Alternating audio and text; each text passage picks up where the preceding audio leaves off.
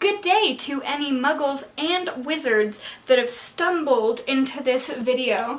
My name is Lex at LexReads, and today we're going to talk about Harry Potter and the Prisoner of Azkaban. This is the third book in my series of rereading and talking about the Harry Potter books as an adult. And of the three that I've finished thus far, this one was by leaps and absolute bounds my favorite. I think this book is phenomenal. I gave it a 5 out of 5 on Goodreads. I would have given it more if that was possible, because it's, in my opinion, so much better than the other two that, like, I couldn't give it a higher score because I also gave the other two 5s. But anyway, I'll have my first two videos linked down below where I talk about Sorcerer's Stone and Chamber of Secrets, but without further ado, let's just get into this. First of all, this is the meatiest book we have experienced so far, literally in terms of length. It's about 100 pages longer, I think. Yeah, it's about 100-ish pages longer than the one before it, if you want to see them for size comparison. Like, it's pretty a lot thicker. We're gonna start off talking a little bit about the pacing and how I felt about the pacing and the writing itself. I think the writing in this one is really good. It's really interesting because, in my opinion, the Harry Potter books go from like very seriously middle grade to like this weird gray area in between middle grade and YA, and they end like firmly in the YA camp, and that's how like I feel about it. But in watching that transition from very middle grade to very YA, the writing style changes a little bit, in the sense that like there's more vivid descriptions of like setting and feeling and stuff like that. The first book, which I didn't really notice when I was reading the first book, but I've noticed in comparing the first two books to like this one and the fourth book, which I'm in the middle of right now, is that the first two are very matter of fact. It's very like stating what's happening. And it's done in a way that is still engaging, but to me it very much feels like she's telling you what's happening. This book, I felt more like I was in it, like I was more immersed in the world because of the better descriptions. I liked the pacing in this one. I don't think the pacing is quite as good as it was in the second book. There is, of course, more action leading up, like more rising action, which is what I said about the second book. The first book, I felt like there wasn't any rising action. It was like stagnant and then like climax. And in the second book, I felt like it was way better paced in the sense that there were things that were causing the story to continuously amp up more, and there was more action and more conflict, and I thought that made it, just all in all, a better book. This one, I think there are more moments where there is less conflict, but because the book is longer, I think really what that does is it does more for like world building and character development, because since she's not shoving it into a like small book, she was taking the time that she needed. I think it was a really good balance between the world building and the character building and the developing of the story and the characters, but also like a good bunch of action within the story. Let's talk about one of my favorite things in the entire series that begins in this book. I absolutely love Sybil Trelawney. I think she is a very, very interesting character, and I think that she does a lot of things for the story and like foreshadowing and hinting that like no one ever really thinks about. So, I am not entirely sure this is true. If it isn't true, I believe it. It's like very headcanon for me if it isn't legitimately true. But I remember reading somewhere about how, the reason that everyone thinks Sybil Trelawney is a fraud is because she's a descendant of Cassandra, who in Greek mythology was cursed so that all of her prophecies would be correct, but that no one would believe her. And, I think it makes a lot of sense with her character for that to have been like a trickle down, right? Because she is right about a lot of things.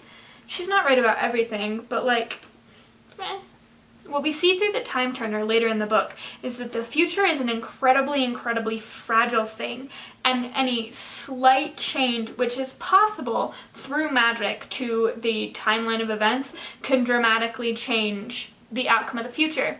So McGonagall, you know, always kind of shits on Sybil a little bit about how, you know, like, it's not real. Like, it's so fickle and, like, ignore anything that ever comes out of her mouth. But the thing is, she says some really smart things.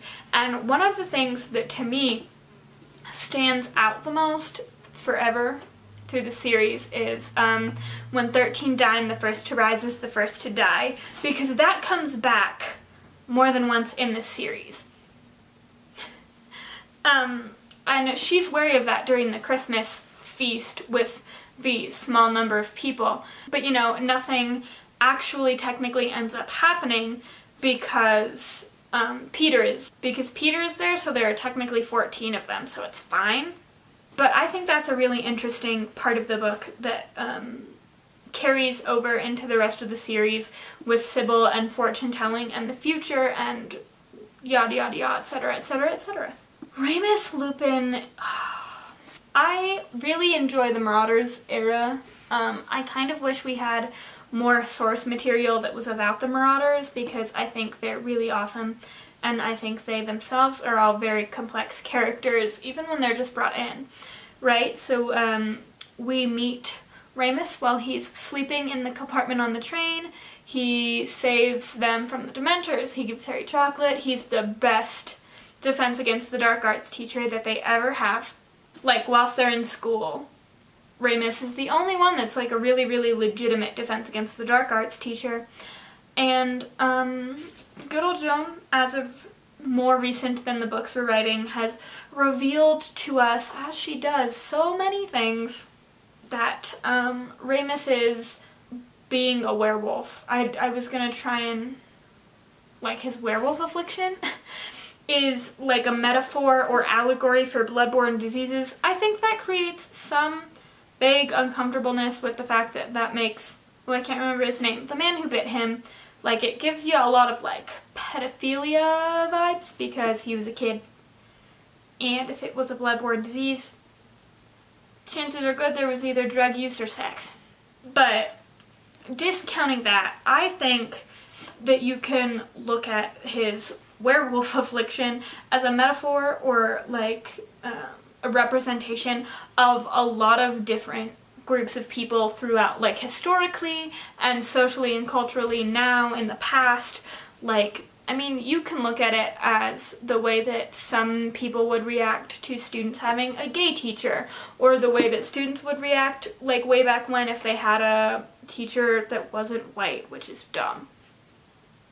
Be less racist, be less homophobic.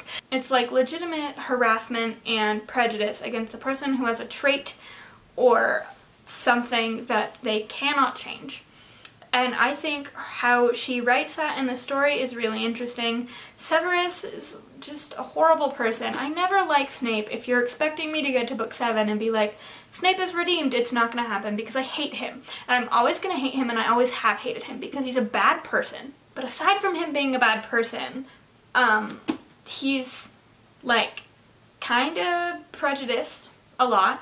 He's a 12-year-old boy who can't get over things that happened to him when he was in high school. He, like, cannot find it within himself to forgive Remus, even though Remus, I mean, he wasn't serious. He didn't try to kill him. I also love Sirius. I'm just kind of rambling. I loved this book. This book is, if I recall correctly, this is my second favorite book. So I could talk about this one for years and years and years. And maybe in the future, there's a fly in my room and it's annoying the shit out of me. That being said, I don't want this video to be disgustingly long, so I think I'm gonna cut it off just having ranted about the 3 things that I feel really passionately about in the story. I think this book is a really big catalyst for the rest of the series. There are a lot of things that happen in this book that affect and come up as being very important throughout the rest of the series. So this book will come up again in the rest of my book talks, I guarantee. But other than that, if you want to talk about anything specific about this book with me, let's do it. Like, I'm so down like hit me up down below in the comments and we can just chat about it, because I love it and I have so much to say. But as of right now, I have a tentative posting schedule of once every Sunday and Wednesday, so depending on what day this goes up, I'll see you on the next one of those. I hope you enjoyed. Please be sure to go down, subscribe, like, comment, and I will talk to y'all about some books later. Bye!